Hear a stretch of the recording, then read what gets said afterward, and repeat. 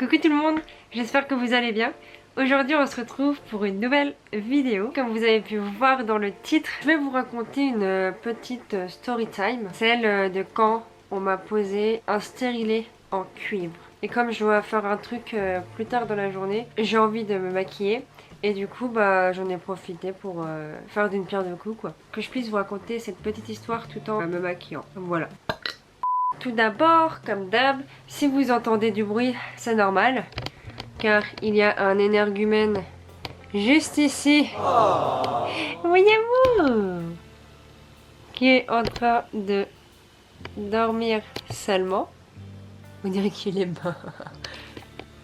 Bref, c'est parti.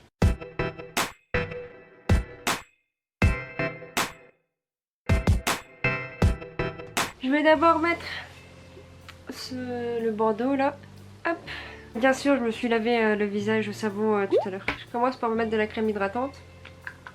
Alors, cette histoire, ça a commencé après mon IVG, donc mon interruption volontaire de grossesse. Je vous mettrai la vidéo ici où je parle justement de mon avortement. Il faut savoir que du coup, après mon avortement, directement après, je me suis fait poser un stérilet en cuivre, donc sans hormones, parce que les hormones pour moi ça me causait beaucoup de soucis niveau ventre. Et du coup, le meilleur moyen de contraception à l'époque, pour moi, c'était le stérilet quoi. Puis bon, vu dans l'état dans lequel j'étais, on va dire que je m'en battais un peu les gonades. Donc, après mon IVG, du coup, mon gynéco m'avait prescrit un stérilet en cuivre à aller chercher en pharmacie. Je vais mettre une petite base pour les yeux. Ah oui, je ne mets jamais de fond de teint ou très rarement.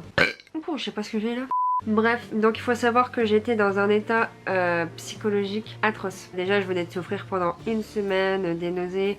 Après, il y avait eu le médicament. Donc du coup, j'arrive dans son cabinet. Donc il y avait toujours ma mère. Je vais maquiller les yeux avec la gingembre extra spicy. Donc elle se présente comme ça.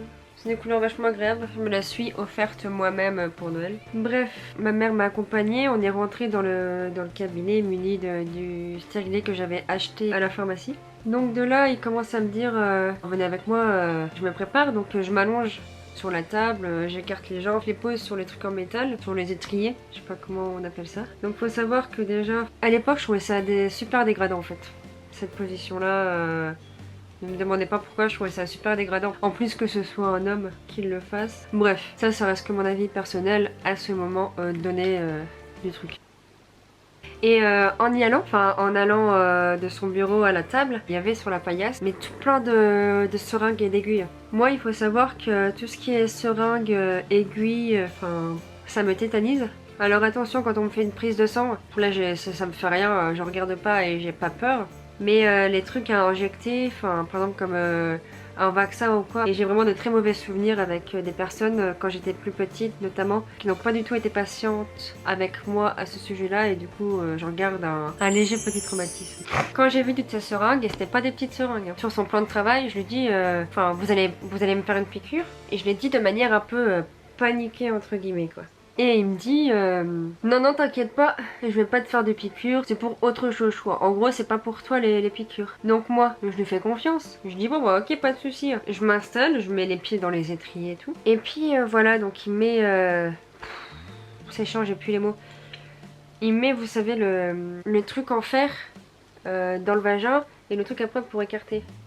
Je mettrai le mot là, je n'ai plus du tout. Bref, déjà ça c'est super désagréable, désagréable. Non seulement c'est froid, mais en plus ça fait super mal quand il écarte. Après ça dépend des personnes hein, j'imagine. Bref, il le fait, il commence à me rentrer le stérilet, je sais pas comment il fait d'ailleurs. Je dirais pas que ça a fait mal, mais c'était vraiment très désagréable. Voilà, il me dit qu'il a fini, donc je me lève et je me dis enfin quoi, enfin tout ça c'est terminé, on vient de clôturer tout ça. Oh. J'ai voilà les stars ici. Du coup voilà, je me rhabille, puis je retourne dans son bureau, sachant que son bureau, le matelas où j'étais c'est à côté du bureau. Donc ma mère elle pouvait entendre tout ce qui se passait. Voilà, je me rhabille. Et puis je retourne la voir pour régler les choses qu'il y avait à régler. À vrai dire je me souviens plus trop. Et à ce moment là, donc peut-être 1 ou 2 minutes après la fin de la pause du stérilet, je commence mais vraiment à pas me sentir bien du tout. Vous savez, je commence à saliver et je savais qu'à l'intérieur il y avait un truc qui allait pas quoi, je ne saurais vraiment pas comment dire. Et je commence à dire je me sens vraiment pas bien là. Et ma mère de toute façon elle était un peu aussi chamboulée avec tout ce qui venait de se passer, elle me dit bah... Puis le médecin il disait rien. Et là à un moment donné je sens que j'allais rendre, que j'allais vomir. Et là je lui dis je vais vomir en fait, je vais vomir. Vous avez des toilettes, je vais vomir. Il me répond bah oui là, donc dans son bureau il avait des toilettes personnelles j'imagine. J'y vais et là je commence à rendre mais toute mon âme. Et en plus c'était à un moment donné où je mangeais pas ou très peu parce que j'avais pas faim. Et lui il était pas paniqué, enfin il était un peu gêné on aurait dit, voilà un peu gêné. Mais sans plus quoi. Et moi je regardais ma mère avec de la détresse et tout. Puis elle dit mais qu'est-ce qui lui arrive? Et en gros qu'est-ce qu'il dit? Bah il dit que il m'a injecté finalement une seringue. Voilà donc déjà d'une j'ai pas été prévenue du tout. Et que dans de très rares cas il y a des effets secondaires. Donc faut savoir que quand il se passe un truc, et ben les très rares cas je les ai. C'est-à-dire que quand je me suis fait opérer des dents de sagesse, et ben j'ai mis 2 mois à m'en remettre. Que ce soit au niveau des joues ou quoi parce que bah je faisais partie des rares qui avaient des complications on va dire non graves mais des complications voilà qui font que ça traîne quoi. Donc je suis assez enclin à choper des petits trucs voilà de merde. Et là quand il m'a dit ça j'étais sur le cul, enfin j'étais déjà en train de vomir donc j'étais déjà sur le cul mais et je me suis dit mais putain. Et je crois que c'était sur un cas sur 1000, enfin je sais pas mais c'est très rare et il a dit que bah ça arrivait que la personne ne supporte pas. Et moi à ce moment là j'étais tellement bouleversée déjà parce que je venais de subir un avortement médicamenteux que j'en avais bavé hein. Franchement psychologiquement c'était super dur, j'étais justement j'arrêtais pas de vomir déjà avant. Et là, de recontinuer, j'étais en PLS sur son chiotte en train de lui parler. Et ma mère, elle était là, elle savait... Je pense qu'elle savait pas où se mettre non plus, hein. Elle savait pas quoi faire. On était toutes les deux dépassées quoi. Et après, il m'a bien fait comprendre que bah il fallait pas que je reste dans ses chiottes parce qu'il y avait d'autres patients qui devaient voir. Oh là là, qu'est-ce que c'était horrible. Et en plus, le plus con c'est que je savais même pas ce qu'il a mis dedans. Moi j'étais tellement mal déjà psychologiquement que je me suis même pas dit ah bah tiens, je vais lui demander ce qu'il a mis dans la seringue. Là je vais utiliser un mascara celui-là, mais j'aime pas le pinceau. Donc du coup je vais utiliser le pinceau de celui-là. Ça fait des années que je l'ai mais j'adore ce pinceau là. Bref, donc du coup comme j'arrête pas de le dire là, j'ai pas du tout pensé, et je pense que consciemment je le voulais pas parce que je voulais partir au plus vite, mettre toute cette histoire derrière moi. Et après ma mère elle est partie avec moi, j'ai encore vomi dans les chiottes quand je suis rentrée. Et voilà, et c'est quelques années plus tard, à un moment donné, parce que du coup je suis sur Twitter, donc je suis des médecins. Il y en avait un qui parlait des violences gynécologiques. Et du coup, bah, je lui ai raconté vite fait mon histoire. Enfin, on a un tweet, hein. Et en fait, il y a eu plein de retours suite à mon tweet. Enfin, quand je dis plein de retours, c'est à mon niveau, quoi. Quelques dizaines de personnes sont venues raconter aussi leur truc. Et du coup, à partir de là, je me suis posé des questions. Donc, faut savoir que je l'ai posé quand j'avais 19 ans.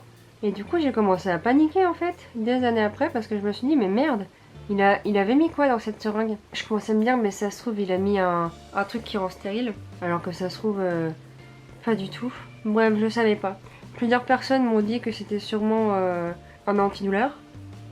Mais dans ce cas, pourquoi me l'avoir caché? Bref, j'ai commencé à avoir une panique générale. Et tout le monde me disait tout et son contraire. Donc, et je retrouve plus le médecin qui m'a fait tout ça.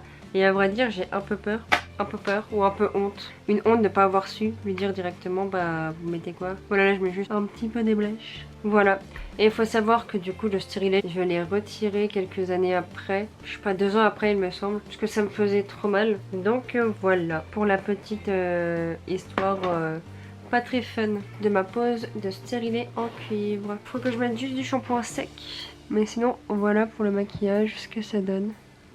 Et oui, là je suis en pyjama, mais c'est parce que je m'habille après, j'aime bien être en pyjama chez moi. Mais comme ça j'ai fait le plus gros avant de partir, j'aurais plus qu'à m'habiller. Donc voilà, j'espère que cette petite vidéo maquillage et story time vous aura plu. Allez, ciao!